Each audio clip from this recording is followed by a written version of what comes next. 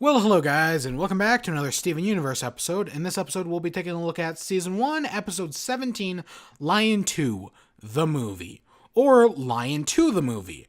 It's funny, I've seen this episode multiple times, and yet I've never thought of it that way, as like, Lion, go to the movie, right? But you can totally read it that way if you want to. I've always read it as the former. So, this episode is fine, right? It's an okay episode. It's a lot of setup to things, some of which definitely do get fulfilled, some of which I feel like are more or less MacGuffins. We'll get to that. Well, I mean, like cannons and potential. We'll see. Again, the show's still going.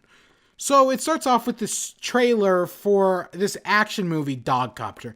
It's a lot of fun, right? It's basically the show's take on Dog, like an action movie in the same way Crying Breakfast Friends is a take on like kids shows, right?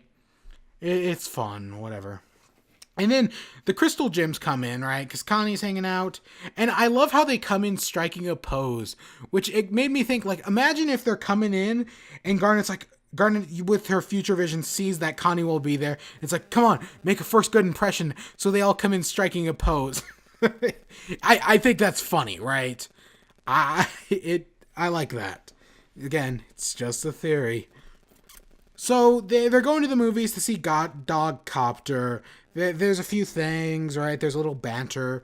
And they're taking Lion, which, Lion, I don't think we've seen him in a few episodes. Don't think. So you learn Lion can walk on water for some reason. Which, can Lars walk on water? Interesting.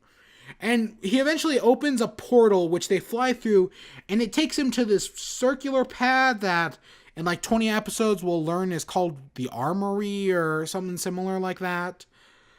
And as they walk up to it, there's this panel that Steven puts his hand on, and he's able to make swords appear, and by poking him and tickling him, they can make armor, core design cannons, and all sorts of other things appear. Spiky chain ladies. Now, it's an interesting location that we've seen, again, in 20 episodes, and then we will never see it again, because at the end of the day, this location has not really served the plot at all. I mean, they do take the core design cannons from this place, but other than that, so far, at first I haven't seen this episode in a long time, so at first I was like, what's the point of this? Because at the end of the day, this whole armory is a MacGuffin. Why did Lion take them there? What is the point of any of this? And then, we'll get to it here in a minute. So they activate this training program somehow that basically has all these barriers, and it's this robot that shoots fire, ice, and electricity. And they try to fight. They don't try to fight it, but they basically flee from it because it kicks their ass. And Steven and Connie are hiding behind Lion after they've left. They've arrived at the movies because they think they got away. They didn't. And they're basically reconciling their differences. And Connie's like, "Why do you care about me? I'm just some generic girl. You have no reason to hang out with me. You're so much about magical destiny," which I've said magical destiny before. Is this the episode where I'm getting that from? Because I know there is no magical destiny, but I've said it but I keep saying it. And is this where it comes from? Probably. And then Steven's like, "Oh, I like the simple, right? It's the other side. The other's grass is always greener." And no, Dogcopter is awesome because magic has just become normal for Steven. For now. And so the robot ends up breaking through the portal that Lion opened, and Lion they pull a sword out of his head, which you're noticing a theming pattern with the circles and the roses. Not very subtle. At the time, they really hadn't explained anything, so it may have slipped past some people, but whatever. I mean, we'll get, again, 20 episodes. We'll get to it. It's a little more than 20. It's like 23 or something. Maybe 22. And the robot attacks them, and they end up fighting the robot back with the sword. And tennis practice, because tennis practice, yeah, magical destiny practice. Which, is this foreshadowing Connie learning to fight with a sword? Probably.